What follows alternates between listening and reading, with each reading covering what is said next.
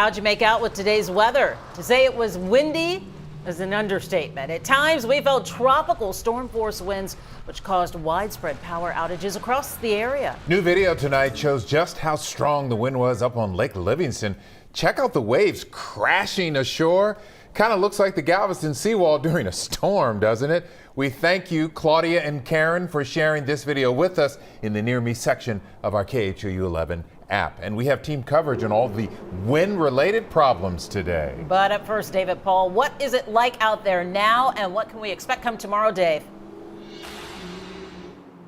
It's always amazing to me how quickly weather changes across Houston. Just a few hours ago, we had winds gusting 40, 50, 60 miles an hour, had a gust of 61 at Hobby Airport, knocked power out to more than 100,000 at one point. Well, now things have settled down remarkably well. Take a look at current wind speeds across southeast Texas, and in most cases, it's below 10 miles an hour. Still a little stronger near the coast, that's to be expected, but man, it's become a delightful evening out here. Now, because the winds have settled down, we're going to get chilly tonight, a little radiational cooling. We'll take a look at how cold it'll be when you get up tomorrow morning.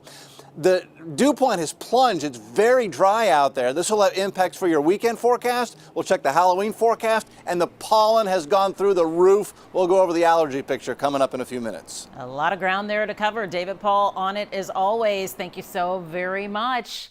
And this is one of the crazier sights we saw today. The intense winds combined with low tide literally blowing water away, pushing the shoreline back in Galveston. And that's not all. Matt Doherty is taking a look at some of the damage caused around the Houston area. Matt? Homes in this neighborhood in Montrose are still in the dark tonight. The winds that came barreling through here earlier this afternoon were able to snap that power pole behind me like a twig. Trying to get home from downtown is never fun during rush hour. But today's power outages kept these midtown stoplights dark at the end of the workday, making everything so much worse.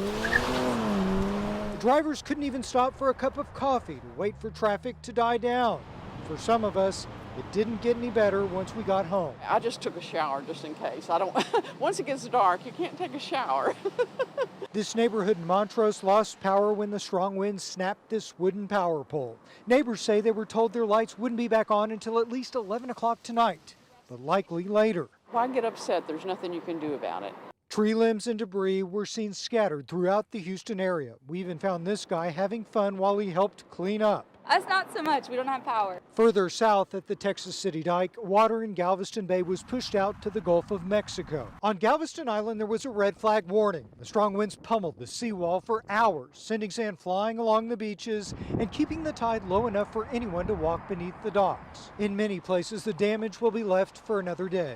In North Houston off Airline tonight, we saw this gas station awning that was lifted like a sail, then crashed down right on top of this car. Matt Doherty, KHOU 11 News. Thanks, Matt. And CenterPoint crews are out in force responding to power outages. Now, at one point, there were more than 130,000 customers without power, but tonight that number is down to less than 30,000. And that includes about 70 traffic signals. So be sure to treat those intersections as you would a four-way stop sign.